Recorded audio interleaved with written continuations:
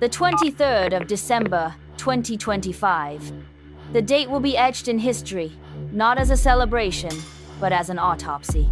Inside a cold, fluorescent-lit conference room in Islamabad, a gavel struck the mahogany table, and with a single, hollow thud, 78 years of history were signed away. Pakistan International Airlines, the national carrier, the pride of the nation, effectively ceased to exist as a state entity.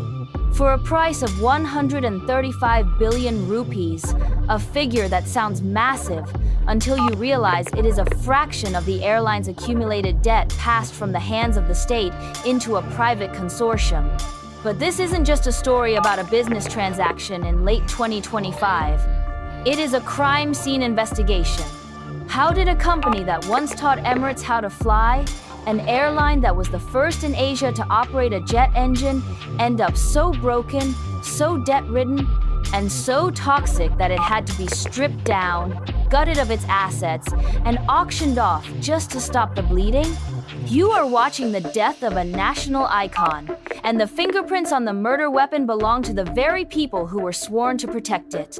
To understand the magnitude of this collapse, you have to understand the height from which it fell. There was a time when PIA was not a punchline, it was a symbol of modernity. In the 1,960 seconds and 70 seconds, PIA was the gold standard. When the United Arab Emirates wanted to launch their own airline, they didn't call the Americans or the British. They called Pakistan. PIA provided the planes, the pilots, and the training to launch Emirates, an airline that now dominates the globe while PIA has been sold for scraps. The uniforms were designed by Pierre Cardin. The passengers included the likes of Jacqueline Kennedy. PIA was the bridge between East and West, the first Asian airline to fly to New York, the first to fly into Beijing. It was the great people to fly with. But that slogan hasn't been true for decades. By the time the final bidding took place in late 2025, PIA was technically bankrupt, a zombie company kept alive only by taxpayer bailouts that the country could not afford. The airline had accumulated losses of over 800 billion rupees. Just let that number sink in. 800 billion. Instead, it was poured into a black hole of fuel bills, aircraft leases, and salaries for a workforce that was, at one point, the most bloated in the aviation world. While successful airlines like Turkish Airlines or Etihad operate with a lean efficiency of around 150 to 200 employees per aircraft, PIA was staggering under the crushing weight of nearly 500 employees for every single plane. It wasn't run as a business. It was run as an employment bureau for political favors. Every time a new government came into power, they stuffed the airline with their own loyalists, people who sometimes didn't even show up for work but drew fat checks. The unions became so powerful that firing an incompetent worker became a national crisis.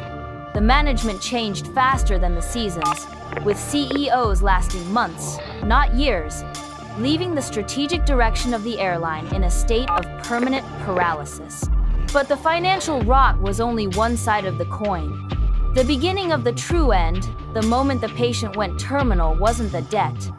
It was the loss of trust. The world stopped trusting PIA long before the buyers did.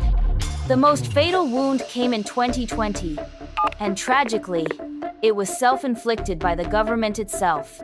Following the tragic crash of flight PK8303 in Karachi, the aviation minister stood on the floor of the National Assembly and made a statement that sent shockwaves through the global aviation industry.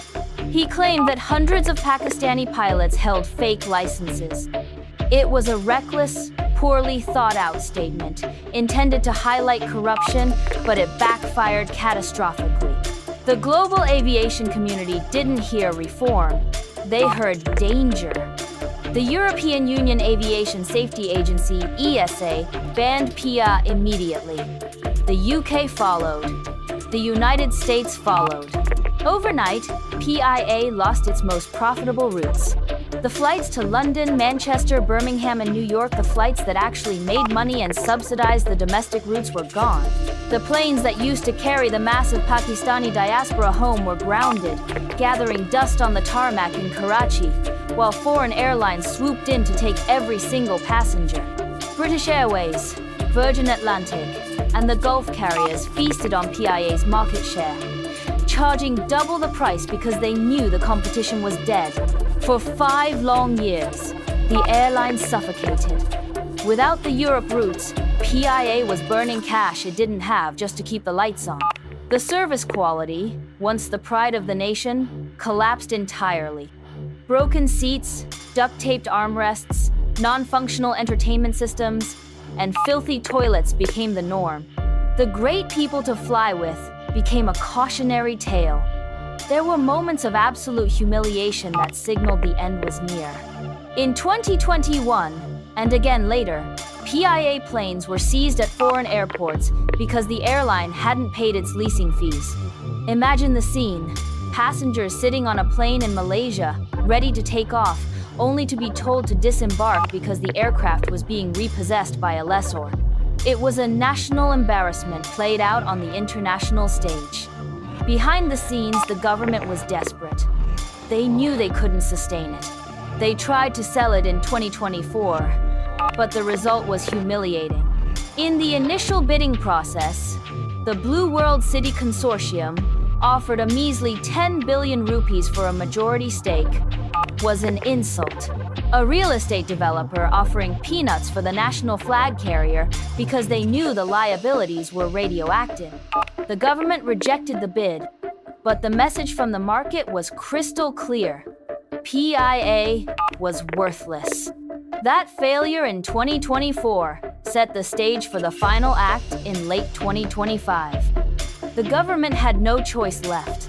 The economy was fragile, and the IMF was breathing down their necks, demanding the privatization of loss-making state enterprises as a non-negotiable condition for new loans. Pakistan literally could not afford to keep PIA, but to sell it, they had to butcher it first. This is why we say it was sold for parts. No private investor in their right mind would take on 800 billion in debt. So, the government performed a financial sleight of hand. They stripped away the massive debt, parking nearly 600 billion rupees in a separate holding company. Do you know what that means? It means the debt didn't disappear. It means you, the taxpayer, are still paying it off. It was transferred from the airline's books to the national sovereign debt. They also stripped away the crown jewels. The Roosevelt Hotel in Manhattan, a prime piece of real estate owned by PIA, was not included in the sale. The flight operations, the brand, the landing rights, and the aircraft were what remained the carcass put up for auction. When the bidding finally concluded in December 2025 with the winning bid of 135 billion rupees, there was applause in the room, but silence on the streets. The new owners have promised a revival. They have promised to induct new fuel-efficient aircraft. They have promised better food, on-time departures, and a return to European skies once the bans are fully lifted. And perhaps they will succeed. As a private business, strictly monitored by profit and loss, rather than political patronage, PIA might actually become a functional airline again. It might fly on time. It might look shiny and new. But we must acknowledge what has been lost. The national carrier, the entity that belonged to the people of Pakistan, the symbol that flew the flag into global capitals as a sovereign representative, is dead. A private company now flies that flag. The tragedy of PIA is not that it was privatized.